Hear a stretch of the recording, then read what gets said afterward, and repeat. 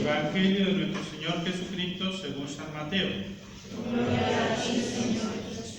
Jesús envió a sus 12 apóstoles diciéndoles: por el camino proclamen que el reino de los cielos está cerca, sanen a los enfermos, resuciten a los muertos, purifiquen a los leprosos, expulsen a los demonios. Ustedes han recibido gratuitamente, den también gratuitamente. No lleven encima oro, ni plata, ni monedas, ni provisiones por el camino, ni 2 túnicas, ni calzado, ni bastón, porque el que trabaja merece su sustento. Cuando entren en una ciudad o en un pueblo, busquen a alguna persona respetable y permanezcan en su casa hasta el momento de partir.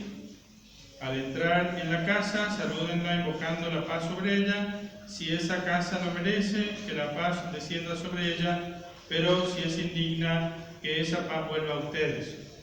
Y si no los reciben ni quieren escuchar sus palabras, al irse de esa casa o de esa ciudad, sacudan hasta el polvo de sus pies.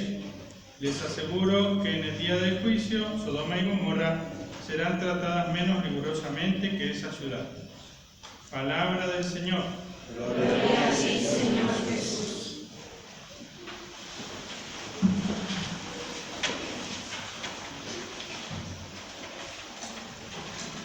Bueno, vamos a repetir con el semáforo.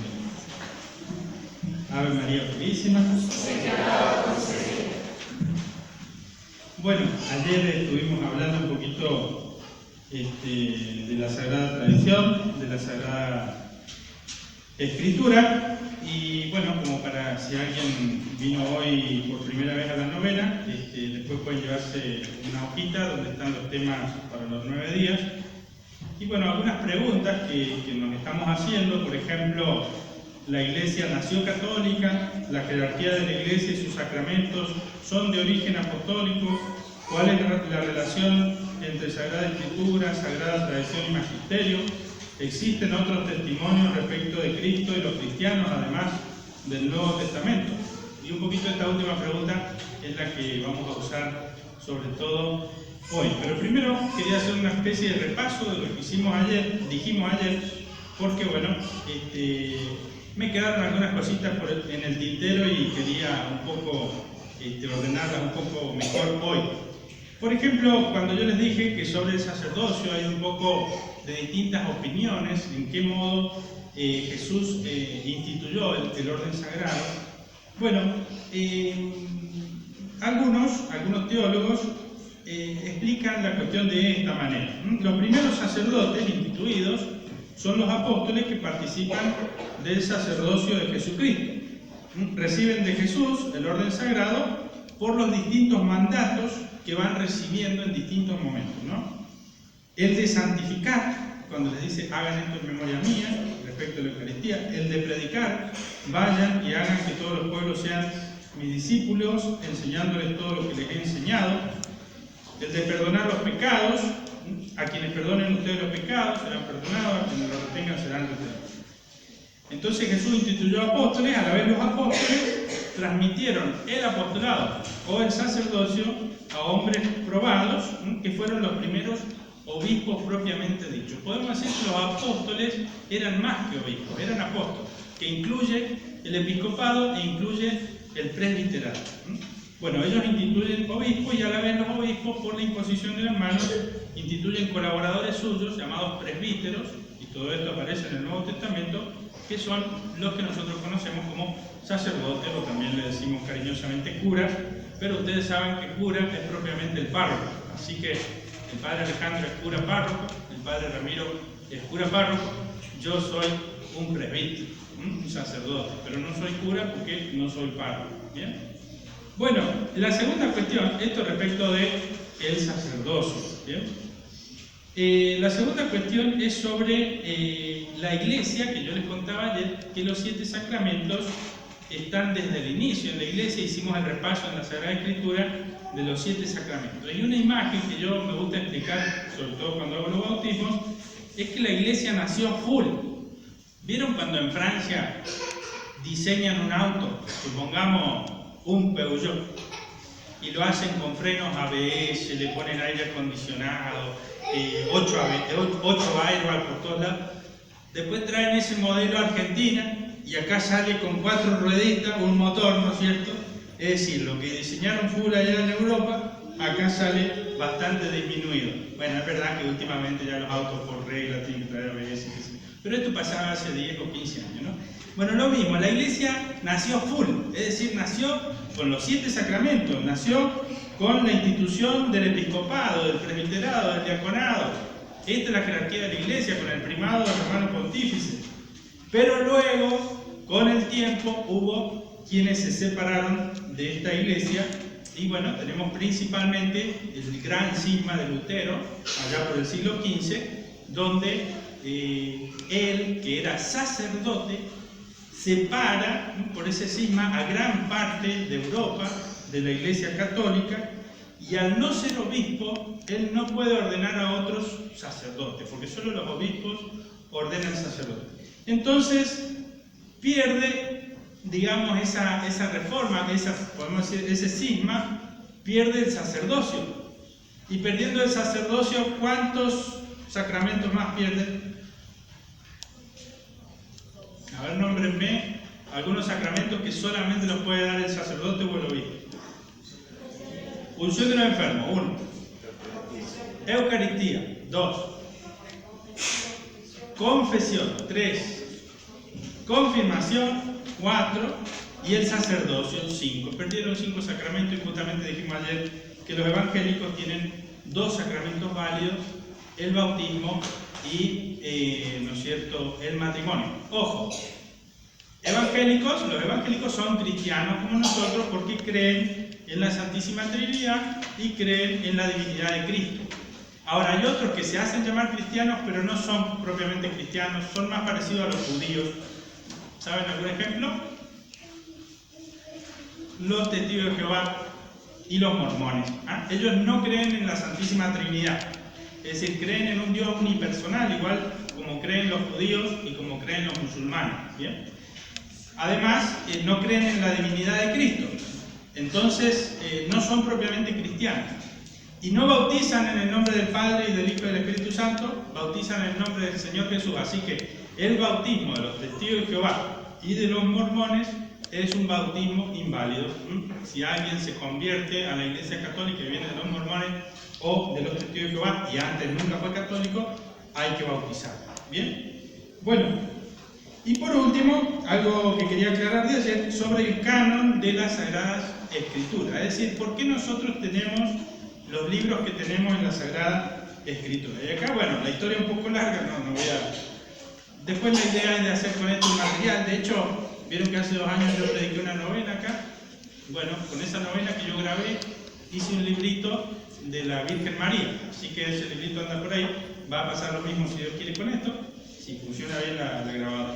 Bueno, vamos a hacer después un pequeño material y además, si es posible, lo vamos a subir a YouTube. Pero ahí está la historia del canon de la Sagrada Escritura. Para el Antiguo Testamento, los cristianos utilizamos lo que se llama la traducción de los 70. En el siglo II a.C. hay una tradición que dice que el rey Ptolomeo de Alejandría, ustedes saben, Alejandría había sido tomada, justamente fundada por Alejandro Magno, ¿no? En Alejandría estaba la biblioteca más grande de toda la antigüedad.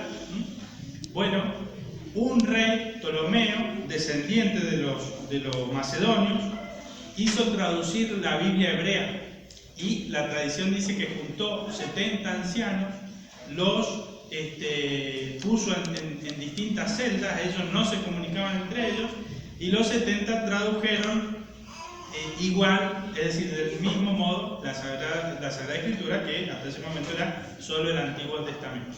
Bueno, Jesús cita, cuando hace citaciones de la Biblia, cita los 70, ¿no? Y los evangelios que fueron escritos en griego repiten, digamos, algunos pasajes de la Biblia de los 70. Esta Biblia de los 70 fue traducida entonces del hebreo y del arameo al griego. ¿Bien? Bueno, ese canon del Antiguo Testamento es el que se utiliza en la Biblia católica. ¿Bien?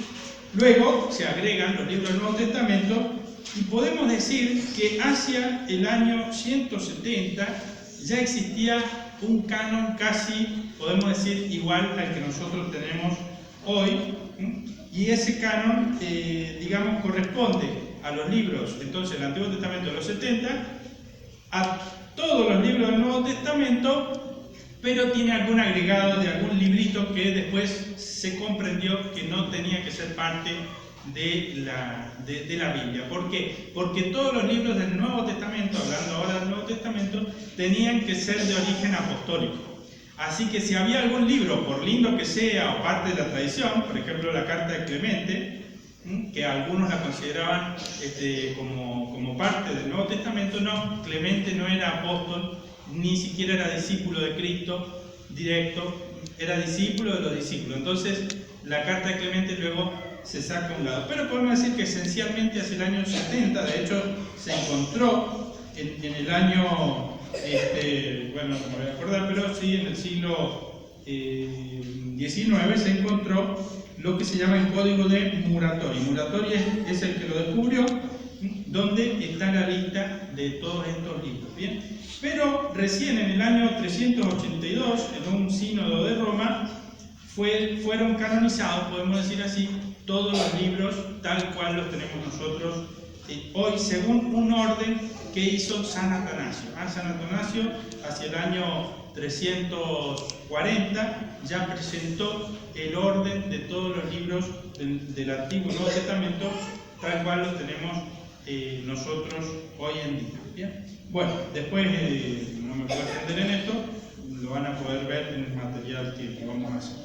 Bien, hoy el tema nuestro va a ser el tema de de dónde nosotros tomamos las fuentes, ¿no?, de nuestra fe, ¿no? Bueno, por un lado tenemos las fuentes cristianas, y que son las que todos conocemos, y de lo que les estoy hablando, ¿no? A ver, si yo les pregunto a ustedes, ¿dónde hay un códex? ¿Saben lo que es un códex? Es en lo que se escribía antes, ¿no es cierto? ¿Con qué se escribía antes? A ver si tienen alguna idea. Con una especie de plumas, que eran pequeñas cañas, con tinta. ¿Sobre qué se escribía? Había hojas de papel como esta, Ledesma, o Fénix, o Boreal. No, en piedra, eso es mucho antes. Ya a la época de cuando se empezó a escribir la Biblia, se escribía o sobre papiros, como hacían los egipcios, o sobre cuero. ¿Bien? Entonces tenemos códex antiguos escritos sobre cuero. El papel viene mucho después, en la época moderna, ¿no? Bueno, en general los códex que hay son de cuero, ¿no? Algunos del Antiguo Testamento eran rollos, como los que se han encontrado en el Mar Muerto, en el año 40 y algo, se encontraron unas vasijas en una cueva en Palestina, cerca del Mar Muerto, donde se encontraron escritos algunos fragmentos del libro de Isaías, algunos fragmentos de los evangelios inclusive, y algunos hipotizan que pueden ser hasta quizás los originales.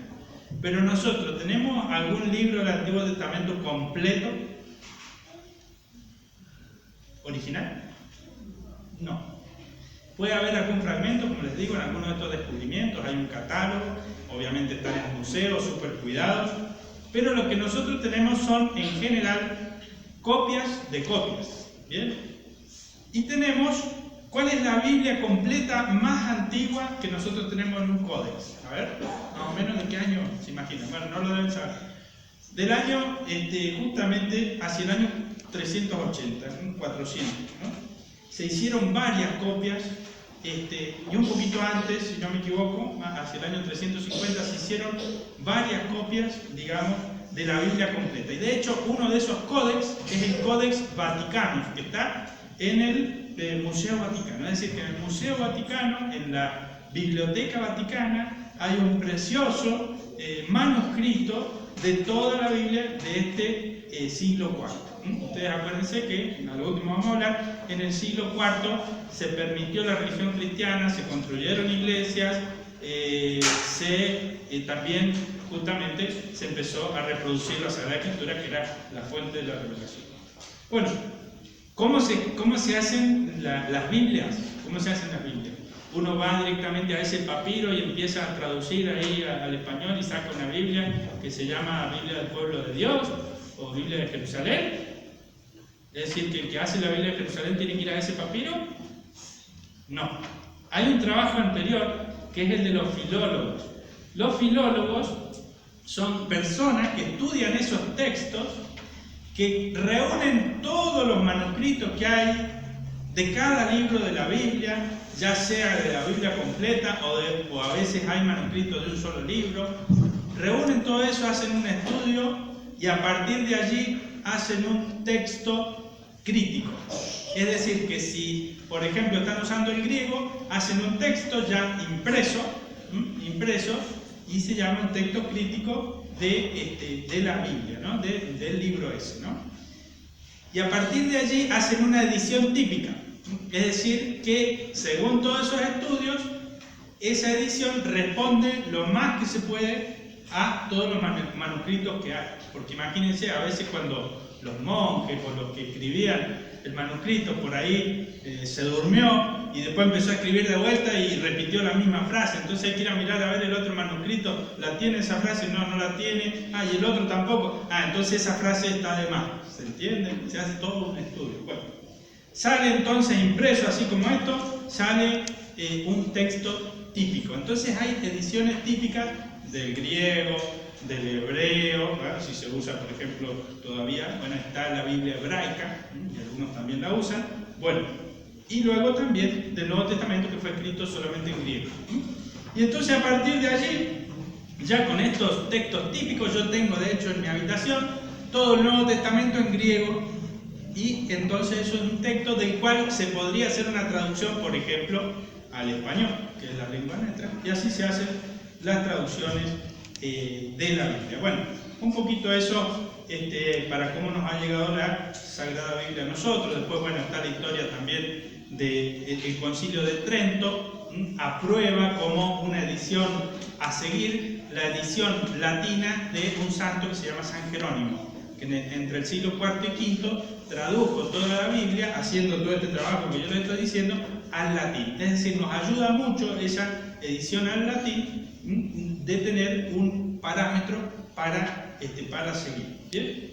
Bueno, ahora yo le pregunto, aparte de lo que tenemos del Nuevo Testamento, de los 4 evangelios, de los Hechos de los Apóstoles, ¿tenemos alguna otra fuente de cristianismo? Supongamos que haya acá entre ustedes alguien que me diga, sí padre, pero usted me está hablando de todos textos que manejan los cristianos, así que yo eso no lo voy a tener en cuenta. ¿Existe algo aparte de esto?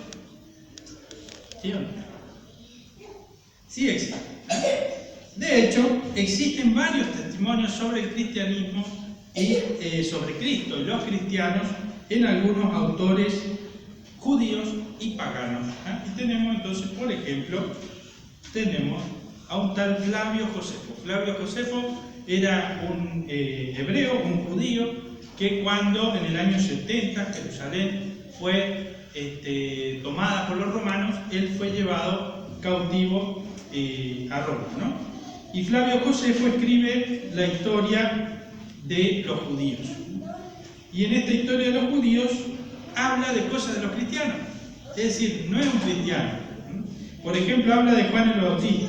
Dice así: a algunos judíos les pareció que el ejército de Herodes había sido destruido por Dios y justamente por castigar su tratamiento respecto de Juan, de sobrenombre el Bautista.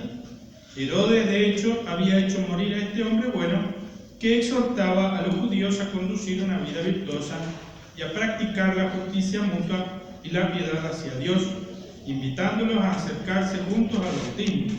Por eso Juan, por la sospecha de Herodes, fue enviado en cadenas a Maqueronte, la fortaleza de la cual ya hemos hablado, y allí fue ejecutado. Pero la opinión de los judíos fue que la ruina del ejército vino de Dios, que quiso castigar a Herodes por haberlo condenado. Así que este testimonio de un judío que vive en Roma al servicio del emperador es muy importante para nosotros. ¿Por qué? Porque en Mateo 14 y en Marcos 6 y en Lucas 3, 19 se habla de Juan el Bautista. Y se acuerdan, Juan el Bautista fue llevado preso digamos, por Herodes. Pero ¿por qué? La diferencia está nomás en el punto de vista. Los evangelios dicen porque él le decía a Herodes: no te es lícito estar casado estar juntado con la mujer de tu hermano. Es decir, Herodes se había puesto en concubinato con la esposa del hermano, y Juan el Bautista se lo reclamaba. Y se acuerdan lo que dice en el evangelio, que estaba la hija de esta mujer, llamada Salomé, si no me equivoco, estaba bailando, y a Herodes le gustó tanto, dice: bueno, yo te daré hasta la mitad de mi reino si querés. ¿Qué me querés pedir? Y fue y le preguntó a la madre: quiero que me traiga en una bandeja la cabeza de Juan el Bautista. ¿Ven? Pero lo importante es que Flavio Josefo nos habla de Juan el Bautista y nos dice que Herodes tenía miedo que hiciera una sedición, es decir, que hiciera una revolución, podemos decir, religiosa, y por eso lo tenía preso. Y que bueno, que su ejército había sido desbaratado por un castigo divino a causa de este hecho. Habla también de Jesús, se lo llama testimonio flaviano sobre Jesús, que no es de los evangelios, de un judío, Flavio Josefo. Dice: en este tiempo hubo un hombre que era llamado Jesús, su conducta era buena y era conocido por ser virtuoso, y muchos entre los judíos y entre las demás naciones llegaron a ser sus discípulos.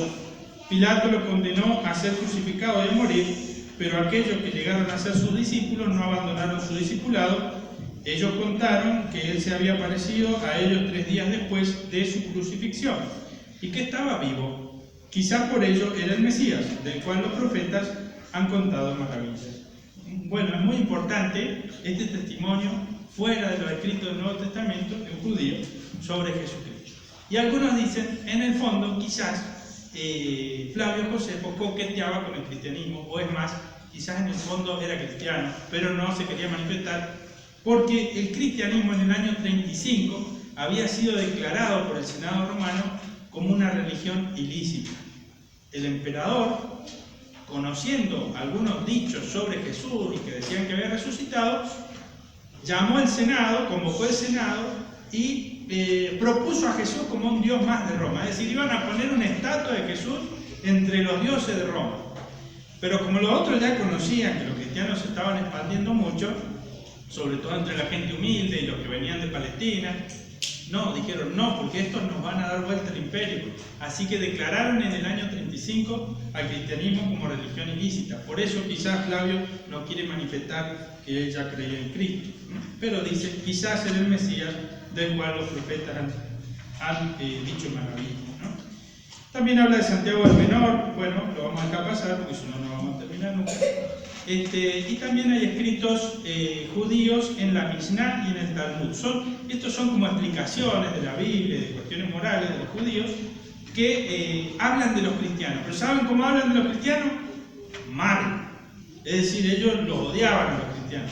De hecho, en Yamnia hubo un congreso, después del año 70, de todos los, de todos los judíos, hubo un congreso, después del año 100, en el cual declararon a los galileos, ¿no es cierto?, el anatema a los galileos, ¿no?, como malditos. Los galileos son los cristianos.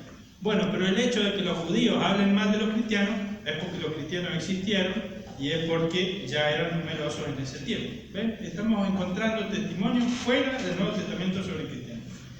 Pero pasamos ahora a algo más interesante todavía. Hay escritores romanos, latinos, que escriben en latín y que hablan de los cristianos. Por ejemplo, tenemos a Plinio, uno llamado Plinio el Joven, Cayo Plinio II, que le escribe una carta después del año 70, ocupó el cargo en el 111, así que hacia el año 110 más o menos, escribe esta carta, donde habla de, él era gobernante de Bitinia, una zona de lo que es ahora Turquía, en ese momento era Asia Menor, y donde dice, le escribe al emperador Trajano, Nunca he participado, le consultan a él sobre qué hay que hacer con los cristianos. Nunca he participado en investigaciones sobre los cristianos, no sé por tanto qué hecho ni en qué medida se deba castigar o perseguir. Les pregunté a ellos mismos si eran cristianos, a los que me respondían afirmativamente. Les repetí 2 o 3 veces la pregunta, amenazando el suplicio. Aquellos que perseveraban, los he hecho ejecutar. No dudaba de hecho, cualquier cosa fuera aquello que confesaban, que se debería castigar al menos esa pertinente e inflexible obstinación. Otros poseídos de la misma locura, porque eran ciudadanos romanos, los anoté para mandarlos a Roma. Bueno, y después dice, encontré algunas denuncias anónimas y esas, ¿no es cierto?, no las sé. Trajano le responde, los romanos querían ser justos a su manera, ¿no? Mi querido segundo, le dice, tú has seguido la conducta que debías en el examen de las causas de aquellos que a ti fueron denunciados como cristianos. Es verdad que no se puede instituir una norma general que tenga, por así decir, valor de norma fija. En primer lugar, no deben ser perseguidos de oficio, si han sido denunciados y han confesado, deben ser condenados, pero en este modo. Quien negará de ser cristiano y habrá dado prueba manifiesta, es decir, que ha sacrificado a nuestros dioses, también si es sospechoso respecto al pasado, se lo perdone por su arrepentimiento. En cuanto a las denuncias anónimas, esas no deben ser atendidas porque son un detestable ejemplo. ¿Ven entonces cómo esta carta de un emperador, primero, ¿no es cierto?, este gobernante al emperador y la respuesta respecto a los cristianos? Hay otro muy interesante que se llama Tácito. Resulta que Nerón, que fue quizás el emperador más cruel de todo el imperio, hacia el año 64, que es también cuando mueren mártires Pedro y Pablo en Roma, se quiere hacer una casa y el lugar más lindo que le gustó de Roma era una colina y una parte de la ciudad donde él quería hacer sus jardines, quería hacer la casa más impresionante que hubiera habido de un emperador, pero ahí justo había unos barrios populares, podemos decir, ¿no? Eran grandes, digamos, un lugar con mucha gente, con construcciones que se llamaban ínsules, que ocupaban como media o una manzana completa. Eran como una especie de monobloc de madera. Imagínense 5 o 6 pisos, no había mucho aislamiento auditivo, no había mucha higiene tampoco. Bueno, ¿qué hizo Nerón? Ahí me quiero hacer mi casa. Mandó a los generales y al ejército vestidos de civil y prendieron fuego a Roma. Vieron que hay un programa, había antes, para quemar los CD, para grabar los CD, que se llamaban Nerón, justamente, y aparecía el Coliseo ardiendo. Bueno, Nerón manda que incendiar Roma. ¿Qué pasa?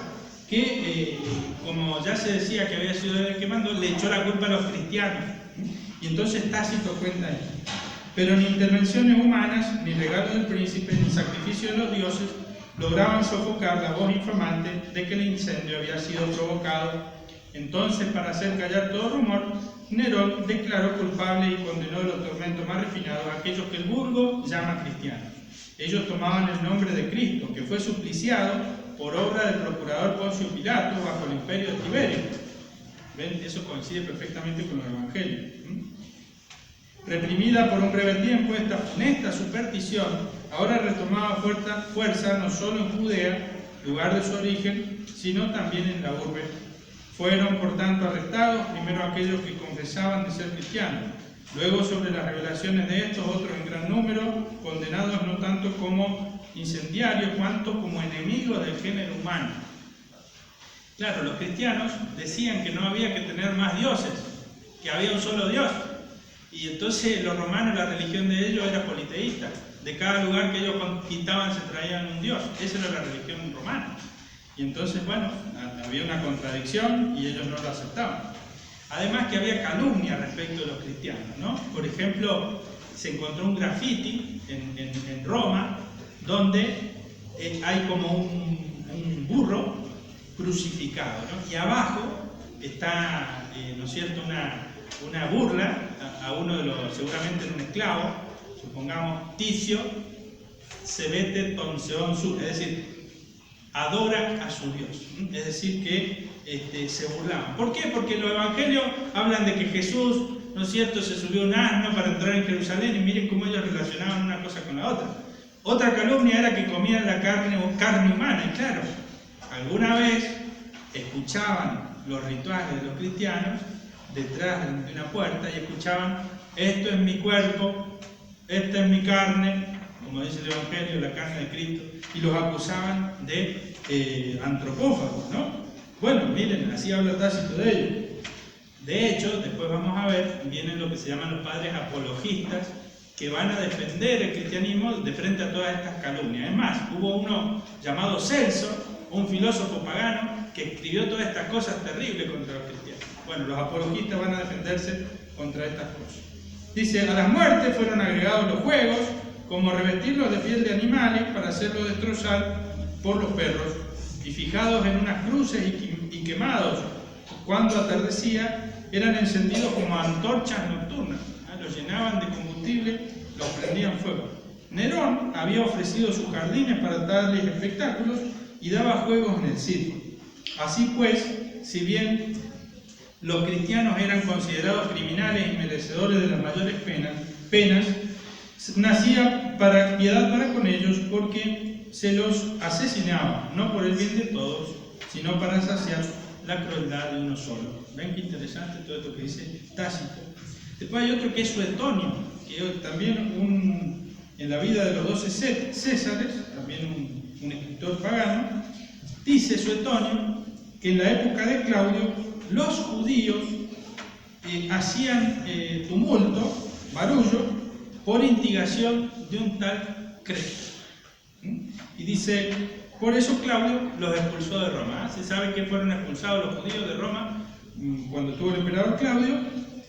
Y Suetonio, la verdad que no conocía bien ni a Cristo, porque lo llama Cresto, y por otro lado, piensa que Cristo está vivo.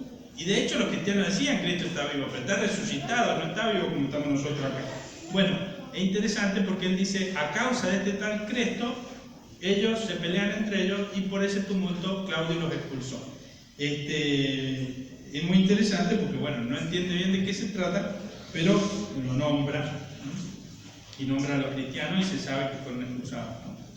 Bueno, hay otras, digamos, de Epícteto, Marco Aurelio también habla. Marco Aurelio dice esto, también por locura o por obstinación, como los galileos, puede alguno resistir a aquellas cosas, pero quizás no, perdón, es Epícteto. Marco Aurelio, ¿cómo es bella, dice Marco Aurelio, el alma que está pronta cuando está por librarse del cuerpo, es decir, la muerte, ¿no? Está hablando de la muerte. Cuando está por librarse del cuerpo para apagarse o dispersarse o sobrevivir. Es interesante, Marco Aurelio es ecléctico, es decir, si vos crees que te vas a reencarnar, no hay problema. Si vos crees que tu alma va a sobrevivir, no hay problema. Si vos crees que tu alma va a apagarse y desaparecer, no hay problema. Ese es el eclecticismo de este emperador filósofo.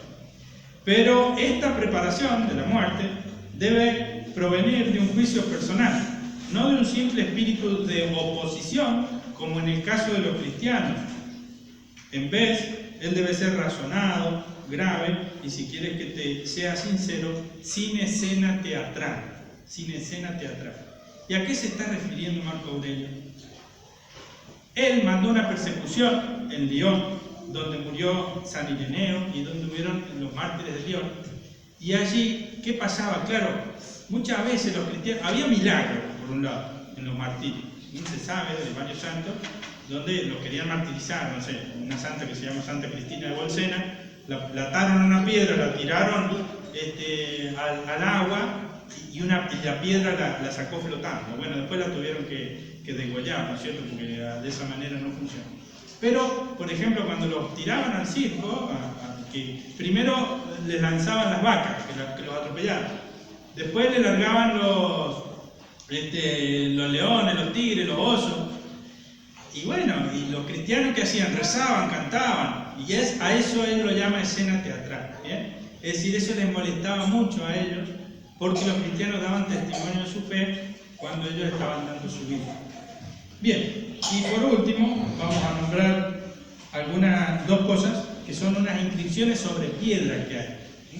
Se encontró, y esta es muy importante, en unas excavaciones se encontró una inscripción hacia las afueras, obviamente de Jerusalén, pero en Palestina, donde aparecen los nombres de Tiberio, Pilato y prefecto. Es decir, la piedra no está completa, como muchas cosas que han quedado de esa época. Era una inscripción donde habla de Tiberio, está la palabra Tiberio, y después la mitad de la palabra Pontius está Tius, Pilatos, y abajo Ectus Judea, es decir, prefectus Judea.